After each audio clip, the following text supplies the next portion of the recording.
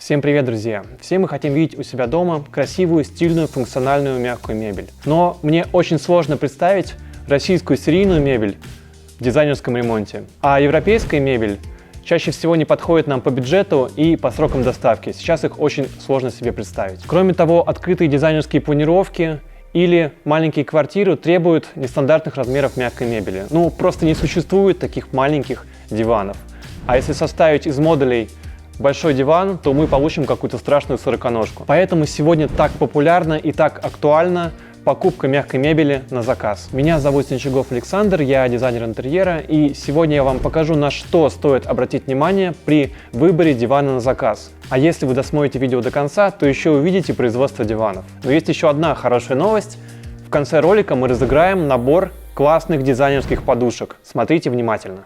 Мы находимся в шоуруме петербургского производителя мягкой мебели Fluffy & Puffy, и на волнующие всех нас вопросы нам ответят ее основатели, это Юлия и Сергей. Всем привет! Мы занимаемся изготовлением мягкой мебели на заказ уже свыше 8 лет, и за это время мы смогли изготовить порядка 1500 индивидуальных изделий, это кровати, кресла и диваны. Накопили за это время большой опыт, и сегодня с вами им поделимся. Погнали!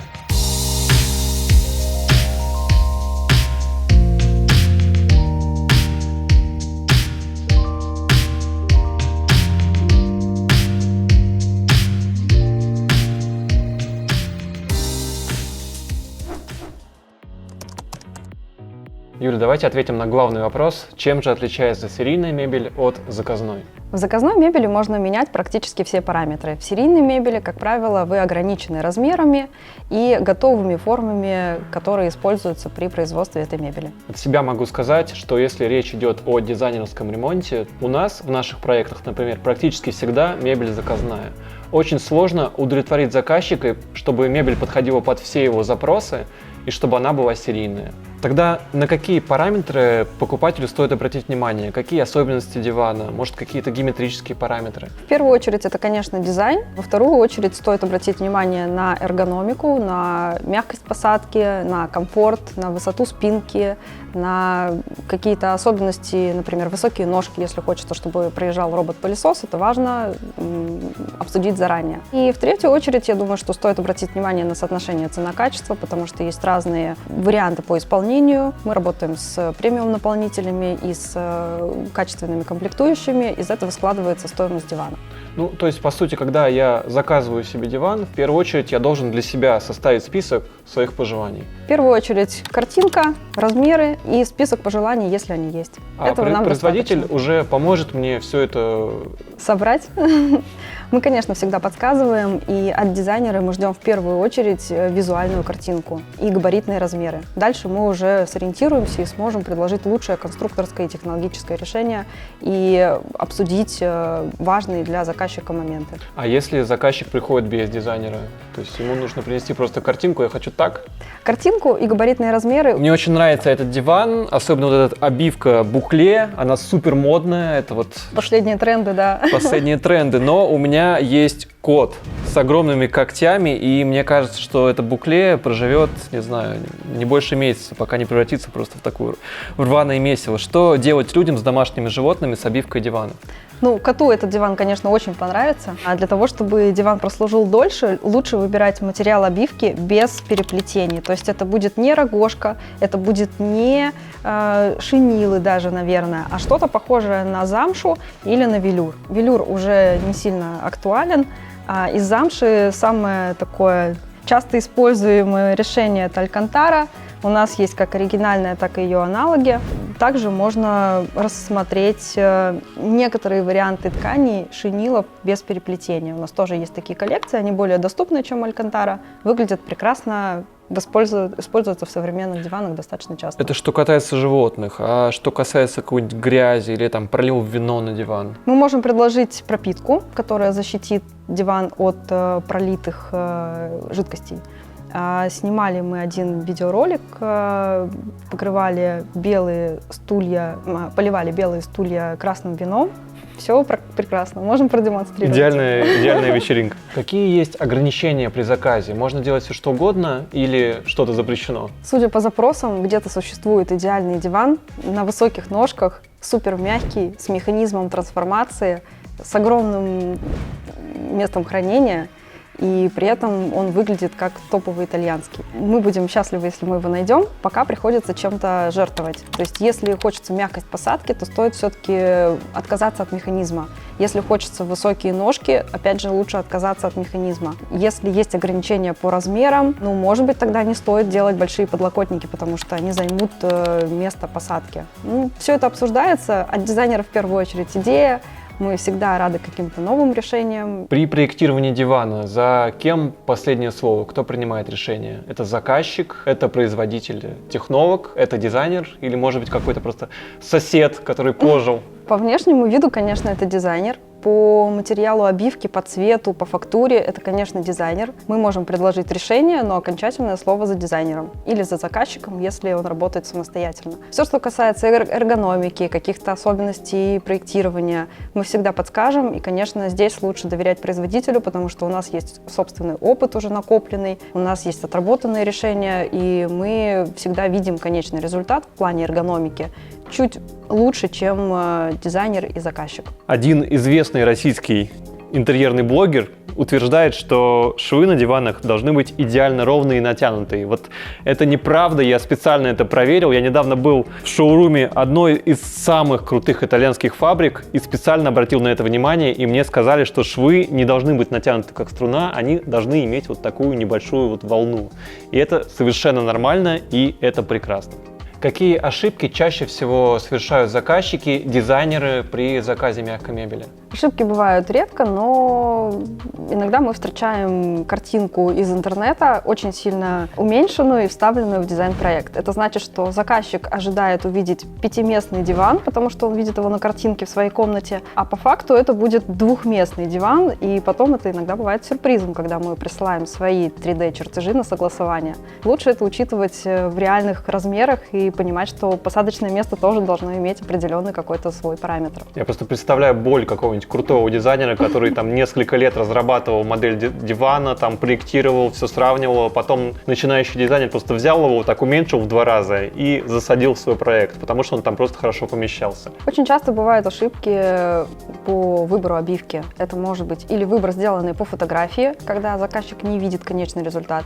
Мы всегда предлагаем или отправить образцы курьером, или пригласить заказчика в шоурум, посмотреть в разном освещении. Это очень важно, потому что у нас свое освещение, у вас дома в будущем интерьере будет свое освещение. Мы всегда даем образцы ткани, в другие города мы их отправляем курьером. Этому стоит уделить внимание. Мы перешивали диваны несколько раз просто из-за того, что на первом этапе заказчик не очень внимательно относился к этому вопросу. Я сталкивался с проблемой, когда заказчик выбирал высоту кровати по фотографии, и когда она приехала к нему домой, она показалась ему слишком низкой. Поэтому также желательно либо приехать в шоурум, где много диванов, либо посидеть у себя дома с рулеткой и посмотреть, какая высота кровати, дивана вам будет комфортно, потому что по фотографии это просто невозможно понять.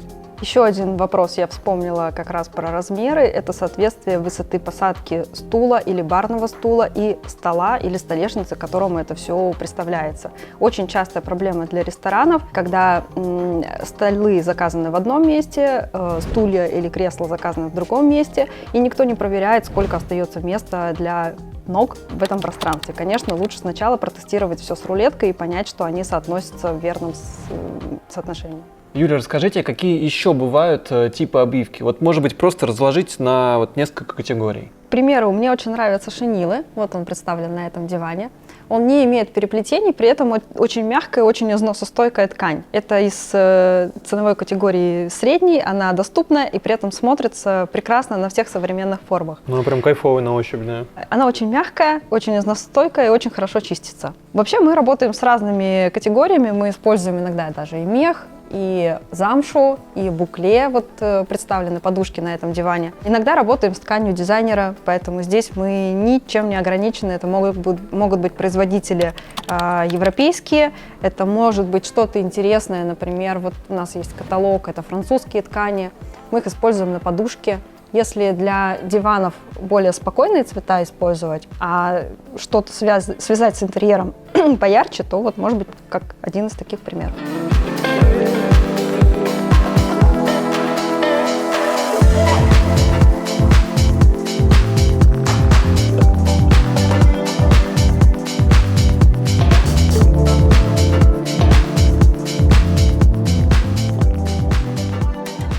Ну, изготовление дивана начинается непосредственно с создания технического задания. В данном случае вы видите как раз процесс создания технического задания, то есть это 3D-модель, 3D-чертеж, который мы согласуем с заказчиком. Он создан для того, чтобы определить все пропорции, все размеры, понять, насколько диван совпадает по эстетическим требованиям, насколько он совпадает с дизайн-проектом. После того, как это техническое задание, этот чертеж согласован с заказчиком, он направляется в конструкторский отдел, где непосредственно конструктора уже его, на базе него делают всю необходимую конструкторскую документацию, создают карты раскроя, отправляют чертежи в производство. Мы находимся в столярном цеху нашей фабрики. Здесь мы изготавливаем каркасы наших диванов. Каркасы из каких материалов обычно делают? Ну, разные производители делают каркасы из разных материалов. Я знаю, что некоторые производители могут изготавливать каркасы из металла, но в данном случае мы изготавливаем каркасы только из березовой фанеры. Мы используем фанеру толщины 15 мм и сорт не меньше 3-4. Этот сорт довольно плотный, и он позволяет очень качественно крепить детали наших каркасов. На самом деле это очень простой способ, как отличить качественную мягкую мебель от дешевой. Ну да, вы правы, действительно, то есть в данном цеху вы не увидите ДСП, все диваны там цены ниже 70 тысяч, в качестве каркаса используют обычно древоструечную плиту, которая разваливается там через какое-то время и спускает формальдегид. Здесь вы просто ДСП не видите и не увидите никогда. Наши каркасы делаются только из березовой фанеры. У меня один заказчик сказал, что мебель из ДСП я называю одноразовой, потому что на самом деле вот если она у вас развалилась, вы никогда ее не соберете, а фанерные каркасы прослужат вам очень долго. Некоторые заказчики просят изготовить каркас дивана из массива, потому что они считают, что это дороже, массив дуба и прочее. Это гигантская ошибка. Она заключается в том, что массив – это живой материал, он впитывает влагу, он ее отдает, и через какое-то время детали деформируются и начинают скрипеть. То есть вы платите в 2 раза больше денег за каркас из массива, и через 3-5 лет он у вас скрипит. На базе технического задания, которое формирует технолог, ребята получают необходимые карты раскроя, из которых пилят те детали каркаса, которые нам необходимы. Каждый раз это индивидуальная карта. У нас нет шаблонных историй, потому что мы, как и говорили ранее, изготавливаем мебель индивидуально под каждого заказчика. После того, как все детали изготовлены, они напилены, в данном случае столяры, они собирают каркас. Дальше на каркасе появляются мягкие детали. И здесь мы обклеиваем каркас мягкими материалами. В данном случае мы видим пенополиуретан, иногда это латексные наполнители, иногда это могут быть вспененные пластики, но в данном случае по большей части мы обклеиваем его именно пенополиуретаном разных сортов плотности. Вот мы видим верхнюю часть, которую будет эксплуатировать заказчик, выполнена из пенополиуретана и с эффектом памяти. Это легко заметить, и это создает как раз вот этот эффект премиума, ощущения мягкости дивана. Вот, боковые части обклеиваются специальным, очень жестким пенополиуретаном для того, чтобы вы не смогли его прощупать, угол непосредственно каркаса, потому что большая проблема дешевых диванов, вы просто подходите сбоку, трогаете пальцем, вы чувствуете этот фанерный угол. Мы, конечно, в своей мебели этого не допускаем. Я видел на недорогих диванах, если он там использовался несколько месяцев, и на нем в итоге появляется вот такая вмятина. Это с чем может быть связано? Ну, скорее всего, это может быть связано с двумя моментами. Первый момент – это использование некачественных ремней, которые на подушке сиденья используются. И второе – это некачественный пенополиуретан. Мы используем только немецкий пенополиуретан высокой степени плотности. Это очень важно, потому что именно плотность пенополиуретана, она определяет, насколько он будет служить долго. Это не означает, если пенополиуретан плотный, это не означает, что он будет жесткий. Нет, он плотный, это значит, что он будет служить долго, и вот эти гранулы внутри пенополиуретана, они минимальны. При этом плотный пенополиуретан может быть совершенно разный по мягкости. А вы сказали про ремни, можете их показать? Да, конечно. Но у нас, к сожалению, и, наверное, к счастью, ремней нету. Вместо ремней мы используем зигзагообразные пружины, которые перевязываются специальной резиной. Это сделано для того, чтобы вся плоскость подушки сиденья работала единым блоком. Таким образом, мы получаем вот эту вот упругую мягкость для того, чтобы заказчик, ну и пользователь дивана, любой, кто пользуется диваном, мог легко с него встать. Вот это вот дополнение к мягкости пенополиуретана дает очень-очень значимое такое элитное ощущение посадки. Вот эти части, вот эти зигзагообразные пружины, они могут, ну, как я считаю, менее качественных диванов быть выполнены из ремней, которые со временем растягиваются, и в результате вот на вот этой подушке с обратной стороны у нас как раз появляется вот такая вот вмятина. Это, конечно, допускать нельзя. Ну вот как раз на вот этом примере мы можем видеть, как мы создаем мы называем это пирог из пенополиуретана. Мы видим совершенно разные слои с совершенно разными свойствами. Каждый из этих слоев имеет разную упругость, и именно вот этот вот пирог по нашей авторской наработке обеспечивает максимальную комфортную мягкость. После того, как каркас обклеен пенополиуретаном, он дальше обклеивается халконом. Это необходимо сделать для того, чтобы скрыть все углы. То есть мы явно видим острые углы материала, и это не всегда красиво в мебели. Да, мы должны их каким-то образом сгладить, мы сглаживаем с помощью вот этого халкона. Также на базе уже практически готового дивана хотелось бы проиллюстрировать этап создания наполнения подушек. То есть мы видим в данном случае подушку сидения и две спиновых подушки. Каждая из этих подушек имеет разное наполнение. То есть, как правило, мы используем в подушке, которая находится ближе к человеку, к пользователю дивана, то есть непосредственно самая передняя подушка, либяжий пух. Это искусственный материал, он служит для того, чтобы создать некий поясничный подпор. Смысл в том, что это жестче, а это мягче. И когда вы садитесь, вот эта подушка, соответственно, дает эффект не знаю, классного наклона, да, то есть, а вот эта подушка делает ортопедическую, повторяет ортопедическую форму спины, и тем самым очень классный эффект посадки. После того, как каркас обклеен пенополиуретаном и обтянут халконом, мы отправляем этот каркас в швейный цех, где закройщик снимает необходимые мерки и готовит чехол. Финальная и самая важная часть производства, которая в максимальной мере влияет на внешний вид дивана, это, конечно же, ткани. Конечно же, безусловно, вы абсолютно правильно сказали, Александр, о том, что именно здесь формируется его окончательный внешний вид, и если кривая строчка или, возможно, какие-то ошибки в размерах чехла, да, это очень сильно влияет непосредственно на общее представление, общий дизайн, общий вид дивана, на его качество. Редко бывает такое, что мы с первого раза можем одеть чехол, поэтому это примерно работа, которую можно сравнить с пошивом костюма мужского, там, до любого другого, то есть когда необходимо сделать несколько мерок. То есть мы одеваем чехол, снимаем, подшиваем, одеваем, снимаем до тех пор, пока не получим идеальный результат. И как раз вот здесь мы и видим, как происходит эта работа. Очень важно обратить внимание на то, как расположена ткань. У нее есть определенное направление ворса, и если раскрыть ткань неправильным образом, то диван будет выглядеть как хамелеон. То есть одна часть дивана будет выглядеть темнее, другая светлее. И, конечно же, тоже допускать нельзя. Здесь есть определенные нюансы и тонкости. Их нужно понимать. Вот хотелось бы еще обратить особое внимание на то, чем отличается изготовление дивана из натуральной кожи и по сравнению с изготовлением дивана из ткани. То есть в данном случае мы видим, как происходит непосредственно раскрой натуральной кожи, и мы понимаем, что во-первых, натуральная кожа – это натуральный материал, и он совершенно разный по толщине своей, и он требует определенное навык для того, чтобы сделать идеально ровную строечку, просто за счет того, что кожа она разная по толщине. Также при раскрое кожи на детали у нас идет совершенно другой расход, так как все-таки кожа это естественный материал, он имеет там определенную форму, да, шкуры животного, и, конечно же, расход материала значительно больше, особенно когда мы изготавливаем диван с очень большими подушками сидения, где требуются прям крупные форматные куски кожи. Здесь расход идет очень большой, и я могу сказать, что разница в цене дивана, изготовленного из ткани, и разница значительная, раза, наверное, в 3 диван из кожи будет дороже. Мы говорили о том, что диван на заказ – это часто сюрприз для заказчика. Можно ли в процессе его изготовления поучаствовать, как-то приехать, померить, примерить, посмотреть и что-то переделать? Да, очень хороший вопрос, Александр. На самом деле мы для своих заказчиков предоставляем такую возможность. Вот в данном случае мы видим диван без двух чехлов, первый технический, второй уже окончательный. Как раз он находится на этапе снятия размеров и создания кроя.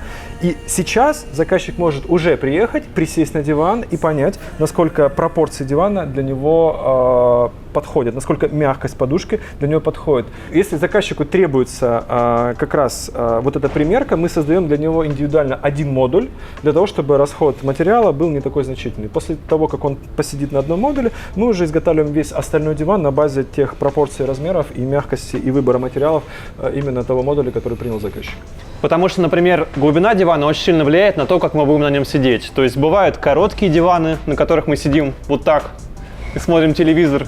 На таком глубоком диване можно вот так уже развалиться и спокойно отдыхать вечером у себя дома, смотреть телевизор. Ну да, стоит еще добавить здесь обязательно тот факт, что все диваны, которые изготавливаем мы, все диваны, которые проектируем мы, они спроектированы на базе существующих формул и пропорций по эргономике, которые мы разработали в течение 8 лет изготовления диванов. То есть Мы знаем точно, какие необходимы глубины, мы знаем точно, какие необходимы высоты посадки, и мы знаем точно, какие варианты по мягкости будут максимально актуальны для того или иного размера дивана. Работая 8 лет в этом бизнесе, вы уже просто вот так вот сможете легко определить, какой диван для кого будет максимально комфортным. Выбирайте себе, пожалуйста, опытных подрядчиков, и это касается не только мягкой мебели, это касается всего настройки. Вот поверьте мне, поверьте. Так выглядят полностью готовые к сборке детали дивана. Ну да, Александр, вы абсолютно правы. То есть это практически финальная стадия производства дивана. То есть когда все детали уже обтянуты чехлом непосредственно, вот, диван стоит на полу, и он еще комплектуется ножками. Вот Александр как раз держит, который мы получаем из столярной мастерской. То есть модель предусматривает вот такой каркас, который будет находиться, ну, скажем, под этим диваном. Диван будет стоять вот на этом каркасе. И это и есть уже, скажем, финальная завершающая стадия изготовления дивана. После этого диван попадает на приемку в отдел качества. Если все в порядке, он упаковывается, отправляется заказчику. У вас получается свой отдел качества? Да, конечно. У нас есть 2 человека в компании, которые отвечают непосредственно за приемку диванов. Перед тем, как заказчик видит диван, мы его обязательно должны принять сами. Посмотреть ровность швов, посмотреть, соответствуют ли все размеры техническому заданию, посмотреть, соответствует ли техническому заданию мягкость и эргономика дивана. То есть все это мы контролируем, и только после этого приглашаем клиента на приемку. Заказчики постоянно спрашивают, можно ли добавить в диван механизм трансформации. Ну, конечно же, любой диван, ну практически любой диван мы можем адаптировать под механизм. Нужно понимать, что механизм, он имеет определенный объем. Ну, в данном случае мы видим французскую раскладушку, они бывают разные механизмы. Есть еврокнижки, есть седофлексы, есть дельфины. Самые распространенные механизмы, которые, в принципе, я рекомендую использовать для каждодневного сна. Но тем не менее, вот мы видим механизм французской раскладушкой, и мы понимаем, какой у него объем. То есть какой у него размер. И вот представьте, что этот размер нам нужно поставить куда-то там в диван. И если диван, который заказчик хочет изготовить, стоит на ножках, то понятно, что у нас абсолютно не остается никакого пространства для того, чтобы этот механизм там поместился. Более того, мы также понимаем, что вот размер механизма, он занимает огромное количество пространства царги, и на подушку сиденья у нас остается совсем минимальный объем. Ну окей, мы можем поднять немножечко подушку сиденья для того, чтобы сохранить вот этот вот набор пенополиуретана и сохранить мягкость дивана, для того, чтобы снять подушку, разложить механизм и так далее. Но мы вынуждены будем избавиться от зигзагообразной пружины, которую я вам показывал ранее, и мы также вынуждены будем поднять место посадки, что в принципе сильно изменит эргономику дивана, и отсюда ощущение от комфорта будет сильно портиться. И в этом случае у меня следующая рекомендация для заказчиков. Если вы планируете использовать механизм, раскладывающийся достаточно редко, ну, может быть, там 3, 4, 5 раз в год к вам приедут друзья, то я не рекомендую вам вставить механизм трансформации. Лучше все-таки воспользоваться артелем каким-то или, не знаю, в конце концов, даже взять раскладушку вот, из кладовки, так как 1% использование дивана с механизмом уничтожит 99% использования дивана с высокой степенью комфорта. То есть важно понимать, что механизм трансформации всегда убивает комфорт и мягкость дивана. Поэтому лучше изготавливайте, как это делают топовые итальянские производители, диван без механизма трансформации. Я могу сказать, что механизм трансформации повлияет не только на удобство, он еще повлияет очень сильно на эстетику. У меня был случай, когда мы нарисовали один диван, когда в него добавили трансформацию, это стал совершенно другой диван, совсем других пропорций и совсем другой эстетики. Но есть один лайфхак. Если вы хотите все-таки изготовить диван с механизмом, я считаю, что это допустимо в каких-то помещениях типа кабинет или, может быть, в маленьких квартирах, студиях это необходимо, то лучше всегда изначально в качестве подборки дизайна искать диваны, которые производители сделали уже с механизмом. Тогда ожидание и реальность будут максимально совпадать. Не надо изобретать велосипед, друзья. Если у вас остались еще какие-то вопросы по мягкой мебели, по производству, по материалам, то обязательно пишите в комментариях, мы будем на них отвечать. Подводя итоги, я хочу сказать, что, конечно же, заказная мебель – это чаще всего сюрприз, но сюрприз только в том случае, если вы работаете с каким-то непрофессиональным гаражным производством. Я думаю, что сегодня вы убедились в том, как должна выглядеть профессиональная фабрика мягкой мебели, как должно выглядеть профессиональное производство, и, как мы и обещали, мы устраиваем розыгрыш. Мы разыграем классные дизайнерские подушки. Чтобы поучаствовать в конкурсе, поставьте лайк к этому видео, напишите комментарий «Хочу подушки», и через месяц мы выберем 3 победителей. 3 победителей, обратите внимание. Ссылку на фабрику Fluffy Puffy мы оставим под видео. Также ссылки на все наши соцсети с нашими проектами для вашего вдохновения также будут под видео. Обязательно подписывайтесь на наш канал, ставьте лайки. До скорых встреч. Пока-пока. Пока. До свидания.